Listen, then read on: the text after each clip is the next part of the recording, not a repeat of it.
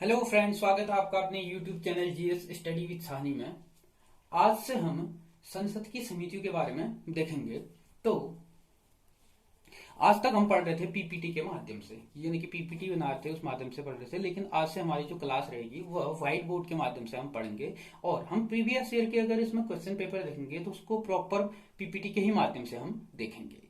तो हमारी ये सीरीज चल रही थी भारतीय राज व्यवस्था। भारतीय राज व्यवस्था के अंतर्गत हमने बजट तक पढ़ लिया था। ठीक हो गया, बजट को हमने कवर कर लिया था और बजट हमारे संविधान में अनुच्छेद 112 में इसका वर्णन किया गया है। ठीक हो गया। अगर आप लोगों ने ये वीडियो अभी तक नहीं देखी है तो आप प्लेलिस्ट में जाकर के इस वीडियो को देख सकते हैं। तो आज हम देखेंगे संसद की समितियों के बारे में। तो सबसे पहले हम बात करते हैं कि जो संसदीय समिति है इसकी जरूरत क्यों पड़ती है। जो संसद है, संसद एक बहुत बड़ी संस्था है। ठीक हो गया। तो इसका जो कार्य होता है, इसका जो कामकाज होता है, उसको सुगमता से चलाने के लिए, यानी कि वह प्रॉपर ढंग से चलते रहे, उसमें किसी भी प्रकार की ढिलाई ना हो और किसी भी प्रकार का उसमें व्यवधान न पड़े, इसलिए संसद की समितियां बनाई जाती हैं। अब संसद की समितियों के बारे में तो हमने कहा। तो संसद में दो प्रकार की हमें समितियां देखने को मिलती हैं। ठीक हो गया, दो प्रकार की समितियां हमने देखने को मिलती हैं। इसमें नंबर एक में जो हम देखते हैं वह देखते हैं स्थायी समिति। ठीक हो गया, स्थायी समिति हम देखते हैं और उसी में हम एक और देखते हैं तदर्थ समिति। तदर्थ समिति हम देखते हैं। तो दो प्रकार से हम इसमें समितियां देखते हैं। एक तो स्थायी समिति होती है, जो क्या होती है कि हर वर्ष यह समिति बनाई जाती है, यानी कि एक एक साल का इसका कार्यकाल रहता है। लेकिन जो तदर्थ जो समितियां होती है, तदर्थ समिति में क्या होता है कि यह किसी विशेष जांच हेतु समिति बनाई जाती है। जैसे ही इसका कार्य जिसके लिए यह समिति बनाई जाती है, गठित की जाती है, जिस जांच के लिए की जाती है, अगर वह पूरी हो जाती है तो स्वतः यह क्या हो जाती है, समाप्त हो जाती है। यानी कि तदर्थ समिति जो होगी वह एक अस्थायी, हम इसको कह सकते हैं कि प्रॉपर किसी एक जांच के हिसाब से हम इसको तैयार करते हैं, बनाते हैं और उसके बाद यह समिति जो होती है वह स्वतः समाप्त हो जाती है। अब हम जो स्थायी समिति की बात करते हैं, स्थायी समिति को भी कार्य के आधार पर, यानी कि कार्य के अनुसार इसको भी 6 भागों में क्या है, बांटा गया है। यानी कि कार्य के अनुसार इसके जो कार्य हैं, कार्यों के अनुसार इसको हमें 6 भागों में इसको बांटा गया है। ठीक हो गया। अब 6 भागों में इसको बांटा गया है। तो सबसे पहले जो हमको इसमें देखने को मिलती है वह समिति देखने को मिलती है वित्त समिति। ठीक हो गया। तो सबसे जो पहली जो समिति इसमें हमें देखने को मिलेगी वह मिलेगी वित्त समिति। वित्त समिति। ठीक हो गया।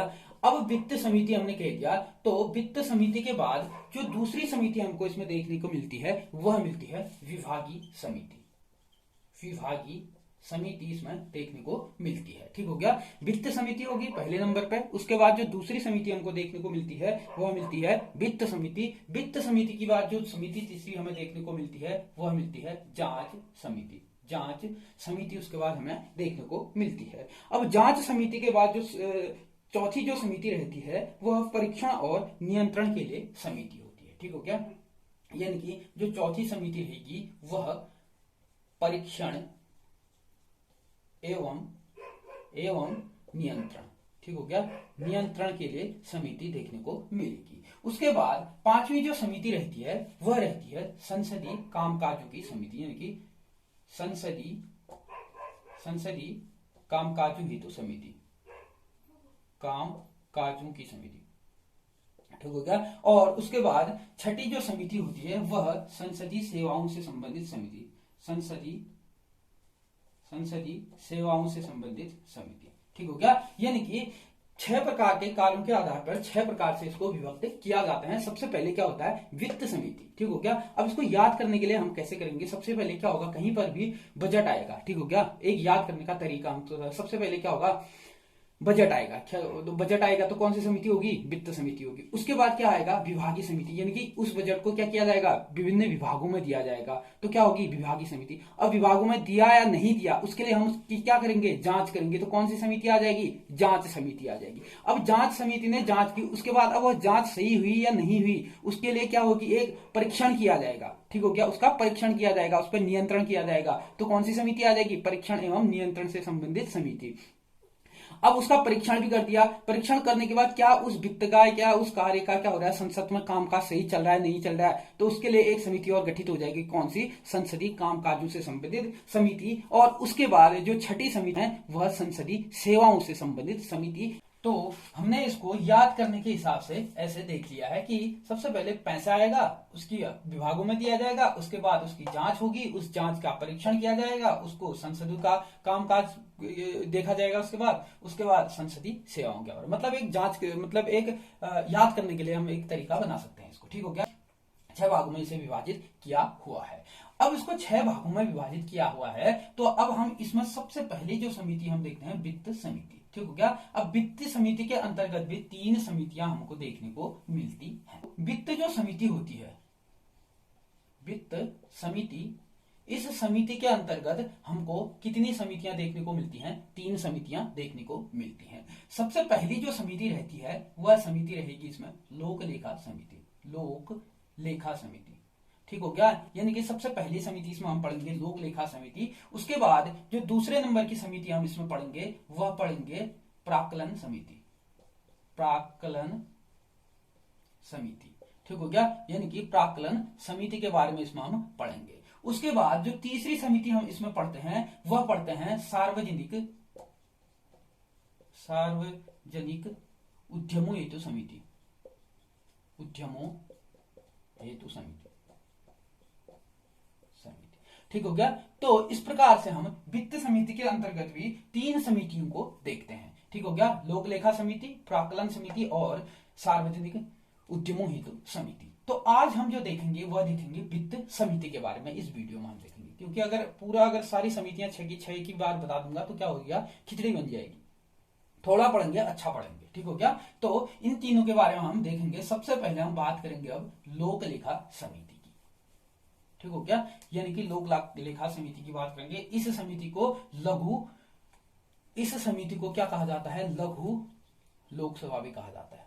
ठीक हो गया? यानी कि लोक लेखा जो समिति है, इस समिति को लघु लोक लेखा समिति भी, यानी कि लघु लोकसभा भी कहा जाता है। ठीक हो गया? यानी कि लघु लोकसभा भी इसको कहा जाता है।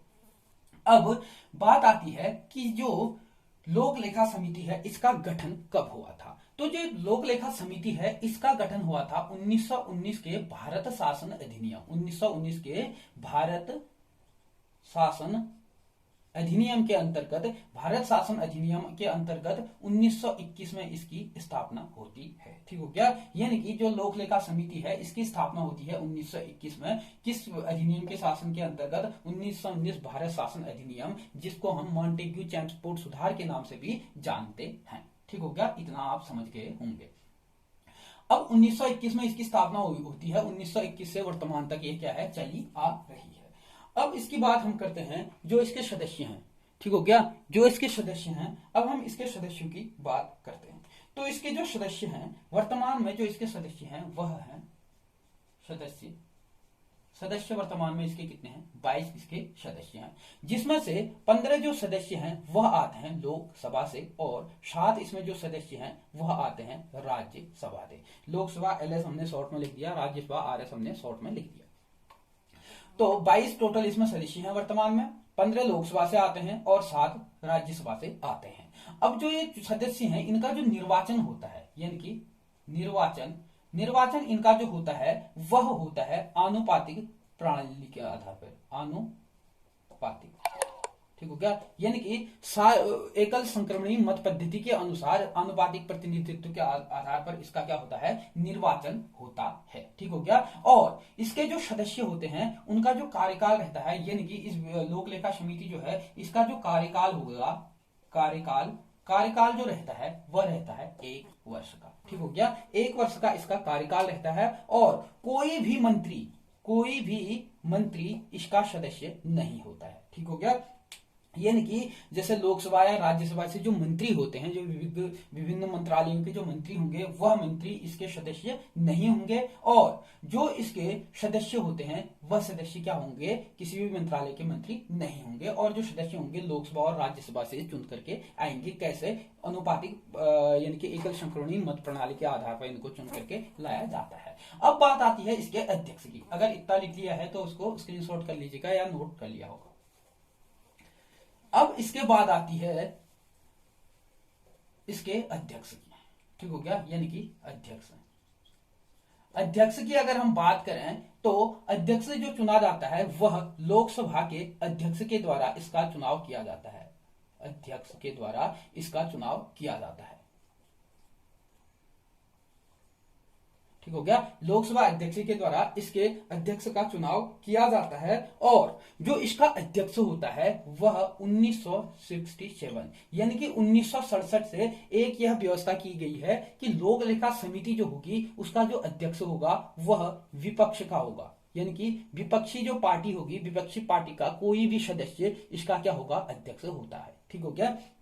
यानी कि विपक्षी पार्टी का क्या होगा, वह सदस्य होगा, वही लोक लेखा समिति का अध्यक्ष होता है। उसका जो निर्वाचन करता है वह करता है लोकसभा का अध्यक्ष का निर्वाचन करता है। और यह व्यवस्था कब से शुरू चालू हुई है, 1967 से, ठीक हो गया। यानी कि इसका अध्यक्ष जो होगा वो कौन होगा, विपक्षी पार्टी का होता है, यानी कि जो भी विपक्ष में पार्टी होगी उस पार्टी का सदस्य इसका क्या होता है, अध्यक्ष होता है। अब बात आती है कि इसका जो कार्य होता है, कार्य क्या होता है, ठीक हो गया। इसका जो कार्य लोक लेखा समिति है, लोक लेखा समिति का जो कार्य होता है यह कार्य क्या होता है। तो इस समिति का जो कार्य होगा वह कार्य मुख्य रूप से जो होता है वह होता है कैग की रिपोर्ट की जांच करना, यानी कि CAG। जो कैग होती है, कैग की जो रिपोर्ट होती है, इस रिपोर्ट की जांच करना इसका मुख्य उद्देश्य होता है, ठीक हो गया। रिपोर्ट की जांच करना, ठीक हो गया। यानी कि कैग की रिपोर्ट की जांच करना इसका क्या रहता है, मुख्य उद्देश्य होता है। और खास करके कैग की रिपोर्ट उस रिपोर्ट की, यानी कि जैसे विनिमय जो विधेयक होते हैं, विनिमय विधेयक हो गए, और जो विनिमय विधेयक होते हैं और जो वित्त विधेयक होते हैं, ठीक हो गया। यानी कि जो विनिमय विधेयक और जो वित्त विधेयक होते हैं, खासकर इन विधेयकों की जांच करना इसका क्या रहता है, मुख्य उद्देश्य होता है, ठीक हो गया। इतना आप समझ गए होंगे। जो लोक लेखा समिति है यह क्या है, 1921 में इसकी क्या होती है, स्थापना होती है। और उसके बाद 1900 भारत शासन अधिनियम 1919 के अंतर्गत क्या होता है, इसका गठन किया जाता है, ठीक हो गया, 1921 में। और उसके बाद आती है इसके जो सदस्य होते हैं वो होते हैं 22 सदस्य, और जो 15 हैं वो आते हैं लोकसभा से, 7 जो आते हैं वह राज्यसभा से आते हैं। और इसका जो अध्यक्ष होता है वह विपक्षी पार्टी का सदस्य इसका क्या होता है, अध्यक्ष होता है। और लोकसभा से क्या रहते हैं 15 सदस्य, और 7 सदस्य जो रहते हैं राज्यसभा से रहते हैं। इसका जो कार्यकाल की अगर बात करें तो वो कितने वर्ष का होता है, 1 वर्ष का इसका कार्यकाल रहता है। और उसके बाद अगर इसके कार्य की अगर बात करें, कार्य में क्या होता है कि जो कैग की जो रिपोर्ट होती है, कैग की रिपोर्ट की जांच करना इसका मुख्य उद्देश्य होता है, यह मुख्य इसका कार्य रहता है। और उसमें भी जो मुख्य इसका कार्य होता है, जो विनिमय विधेयक और जो वित्त विधेयक होते हैं, इन विधेयकों की जांच करना इसका क्या रहता है, मुख्य उद्देश्य होता है, ठीक हो गया। इतना आप समझ गए होंगे, तो इसको स्क्रीनशॉट कर लीजिएगा या इसको नोट कर लीजिएगा, ठीक हो गया। यानी कि लोक लेखा समिति के बारे में आप शायद अच्छे से समझ गए होंगे, ठीक हो गया। यानी कि जांच करना इसका मुख्य क्या रहता है, उद्देश्य होता है, ठीक हो गया। वित्त मतलब पैसा, ठीक है। उसके बाद हम दूसरी जो समिति देखते हैं वह देखते हैं प्राक्कलन समिति, प्राक्कलन समिति, ठीक होगा। यानी कि दूसरी जो समिति है वित्त समिति के अंतर्गत वह आती है प्राक्कलन समिति। और इस समिति का अगर हम गठन देखें, गठन, तो इस समिति का गठन किया जाता है 1950 में। 1950 में किसकी सिफारिश पर, जॉन मथाई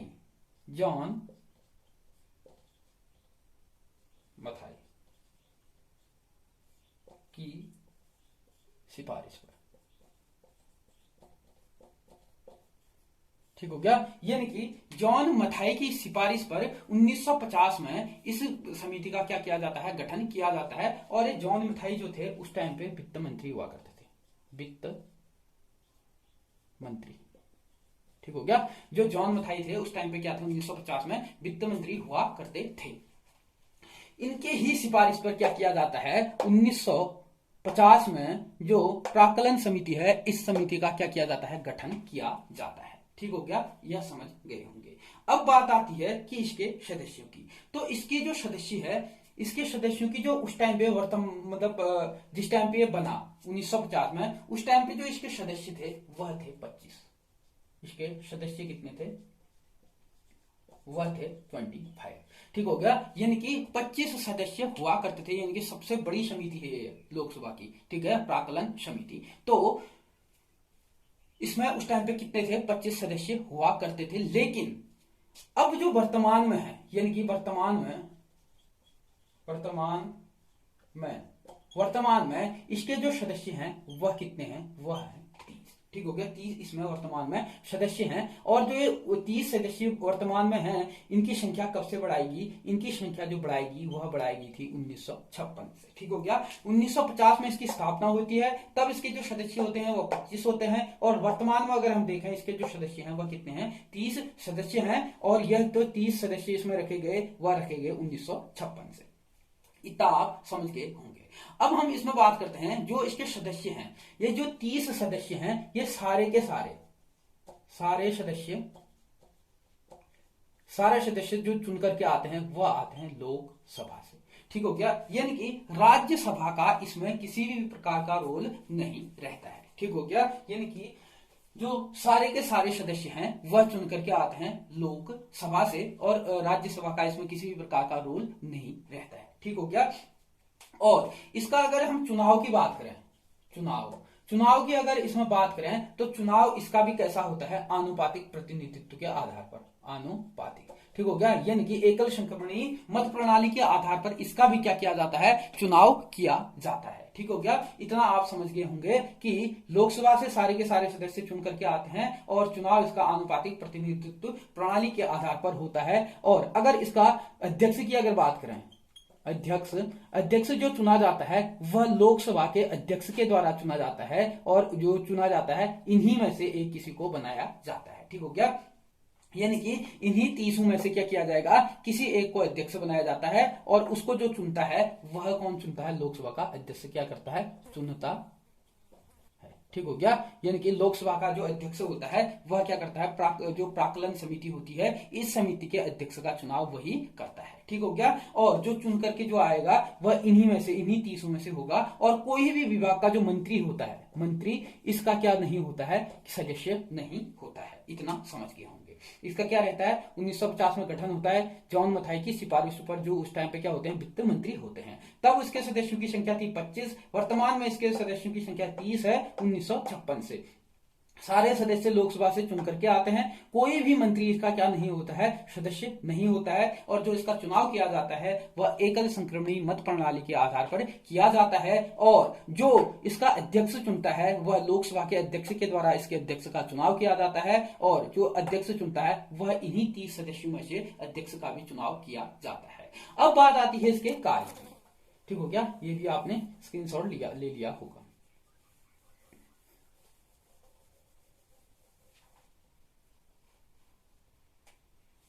इसके अगर कार्य की बात करें, कार्य क्या होता है, तो इसका मुख्य अगर कार्य हम देखें तो कार्य केवल इसका क्या रहता है? परामर्श देना। ठीक हो गया, सिर्फ और कार्य इसका रहता है परामर्श देना, या कार्य में कुशलता लाना। कार्य में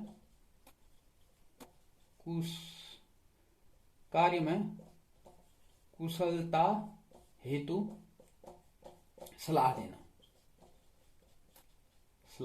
देना। और यह किसकी बात करता है? कम खर्च की बात करता है, यानी कि खर्च को कम करने के बारे में कहता है। खर्च, ठीक हो गया, यानी कि खर्च को कम करना इसका क्या रहता है? मुख्य उद्देश्य रहता है। ठीक हो गया, यानी कि जो प्राक्कलन समिति होती है सिर्फ एक क्या होती है? परामर्शदायी समिति होती है। ठीक हो गया, इसका काम क्या रहता है? परामर्श रहता है। यानी कि ये क्या कर सकती है? लोकसभा को परामर्श देती है, और जो खर्च होता है, जो फिजूल जो खर्च हो रहे हैं, उन खर्चों को लगाम लगाना या उन खर्चों को कम करने के लिए यह क्या करती है? लोकसभा को सिफारिश करती है। और जो कार्य है, कार्य में कुशलता लाने के लिए ये क्या करती है? परामर्श उसको देती है। ये लोकसभा पे डिपेंड करता है कि क्या वह इसके जो परामर्श है उसको माने या न माने, वह उस पर डिपेंड करता है। और यह जो प्राक्कलन जो समिति है वह प्राक्कलन समिति जो संसद के नियम है, यानी कि संसद के जो नियम है इन नियमों पर प्रश्न नहीं कर सकती है, प्रश्न नहीं कर सकती। ठीक हो गया, यानी कि जो संसद के नियम चल रहे हैं इन नियमों पर यह प्रश्न नहीं खड़ा कर सकती है। कौन? प्राक्कलन समिति। यह सिर्फ और सिर्फ क्या करेगी? सिर्फ और सिर्फ जो कार्य है उस कार्य में कुशलता लाना, कार्य कुशलता से संबंधित क्या करेगी? परामर्श देती है। और जो खर्च होते हैं इन खर्चों को कम करने हेतु यानी कि किफायती बनाने हेतु क्या करती है? यह परामर्श देती है। ठीक हो गया, यानी कि प्रशासन जो है प्रशासन को किफायती रूप से चलाने के लिए, किफायती उसको बनाने के लिए सिर्फ और सिर्फ क्या करती है? यह सिफारिश करती है। ठीक हो गया, किसको? लोकसभा को। और एक नोट में आप डाल लीजिएगा, नोट में डाल लीजिएगा कि जो लोक लेखा समिति, लोक लेखा यानी कि इसको डाल देते हैं नोट में। ठीक हो गया, लोक लेखा समिति, लोक लेखा समिति और लोक लेखा समिति और प्राक्कलन समिति को ट्विन, ठीक हो गया, को क्या कहा जाता है? ट्विन सिस्टर कहा जाता है। किसको? लोक लेखा समिति और प्राक्कलन समिति को ट्विन सिस्टर भी कहा जाता है। इसको आप नोट कर लीजिएगा, इंपॉर्टेंट रहता है। ठीक हो गया, बड़े एग्जामों में पूछा जाता है कि ट्विन सिस्टर किन किन समिति को कहा जाता है, तो लोक लेखा समिति और प्राक्कलन समिति को ट्विन सिस्टर कहा जाता है। और जो ये प्राक्कलन समिति होती है, यह प्राक्कलन समिति बजट पर जांच कर सकती है, जांच कर सकती है। तो जांच भी कब करती है? जब क्या होता है? जब जो अनुदान की मांग होती है, जो अनुदान की जो मांग होती है, अनुदान मांग, जो अनुदान की जो मांग होती है यह क्या हो जाती है? जब पास हो जाती है। ठीक हो गया, यानी कि अनुदान की मांग जब पास हो जाती है उसके बाद यह बजट पर जांच कर सकती है, उससे पहले यह जांच नहीं कर सकती है। ठीक हो गया, और इसको कैग का सपोर्ट भी नहीं मिलता है। ठीक हो गया, यानी कि कैग का सहारा इसको नहीं मिलता है। ठीक हो गया, किसका? प्राक्कलन समिति का। इतना आप समझ गए होंगे।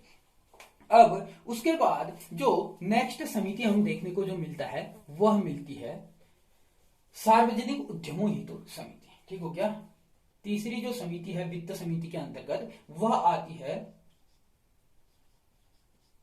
सार्वजनिक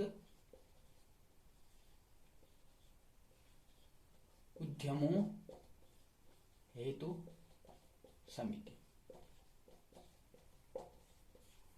ठीक हो गया, उद्यमों का मतलब समझ गए होंगे बिजनेस से संबंधित। ठीक हो गया, यह समिति रहती है। अब इस समिति के गठन की अगर बात करें तो गठन जो होता है ये इसका वह होता है 1964 में। ठीक हो गया, किसका? इसका गठन।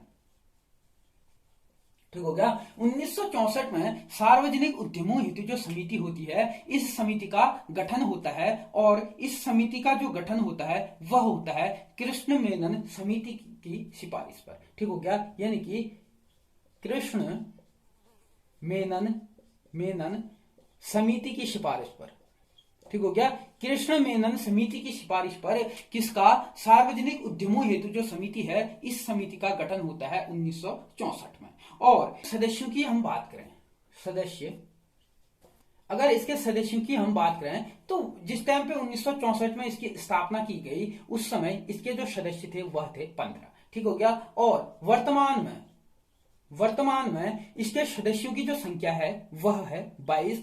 और जो इसके सदस्य बढ़ाए गए वह बढ़ाए गए 1974 में। ठीक हो गया, यानी कि 1974 के बाद इसके सदस्यों की जो संख्या है वह 22 कर दी गई। लेकिन जब 1964 में कृष्ण मेनन समिति की सिफारिश पर जब इसकी स्थापना, इसका गठन होता है उस टाइम इसके जो सदस्य थे वह कितने थे? 15 हुआ करते थे। लेकिन वर्तमान में जो इसके सदस्य हैं वह कितने हैं? 22 हैं। और जो इसमें सदस्य जो चुन करके जो आते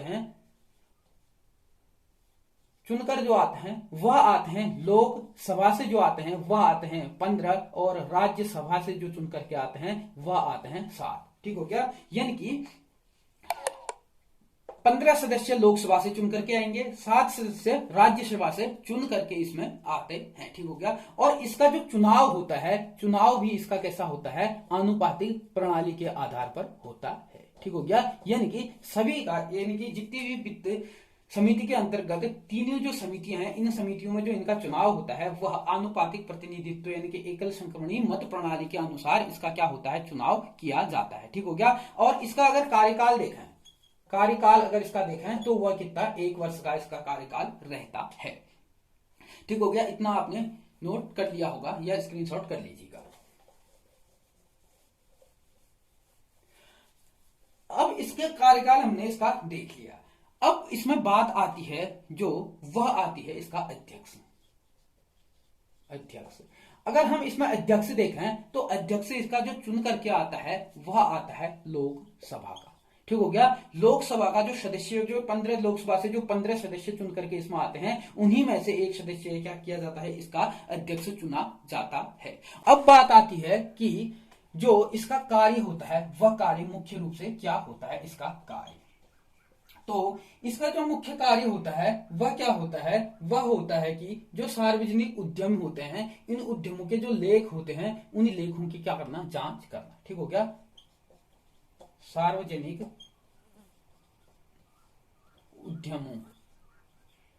उद्यमों के लेखों की जांच करना। ठीक हो गया। यानी कि सार्वजनिक उद्यमों के लेखों की जांच करना इसका क्या रहता है, मुख्य उद्देश्य रहता है। और उसके उपरांत क्या होता है, जो कैग, ठीक हो गया, जो कैग के द्वारा सार्वजनिक उद्यमों हेतु जो जांच की होती है, जो रिपोर्ट उसने पेश की होती है, यानी कि कैग की रिपोर्ट। ठीक हो गया। कौन सी रिपोर्ट, जो सार्वजनिक उद्यमों हेतु कैग के द्वारा जो रिपोर्ट पेश की होती है, इस रिपोर्ट की जांच करना भी इसका क्या होता है, मुख्य उद्देश्य होता है।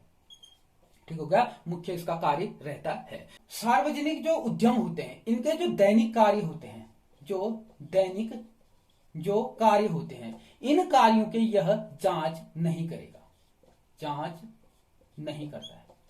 ठीक हो गया। यानी कि जो सार्वजनिक उद्यमों हेतु जो समिति होती है, यह समिति क्या करेगी, जो सार्वजनिक उद्यमों के जो लेख होते हैं, इन लेखों की क्या करती है, जांच करती है। और जो कैग के द्वारा जो सार्वजनिक उद्यमों हेतु जो रिपोर्ट पेश की होती है, इस रिपोर्ट की भी क्या करता है, यह जांच करता है। और जो सार्वजनिक उद्यमों की जो समिति है, इस समिति के द्वारा जो सार्वजनिक उद्यम के जो कार्य होते हैं, जो दैनिक उसके कार्य होते हैं, उन दैनिक कार्यों की यह जांच नहीं करता है। ठीक हो गया। इतना आप समझ गए होंगे वित्त समिति के अंतर्गत लोक लेखा समिति, प्राक्कलन समिति और सार्वजनिक उद्यमों हेतु समिति, 3 इसके अंतर्गत समितियां रखी जाती हैं। ठीक हो गया। अगर वीडियो अच्छी लगी तो ज्यादा से ज्यादा लोगों तक इसे शेयर कीजिएगा और चैनल को सब्सक्राइब कीजिएगा। धन्यवाद।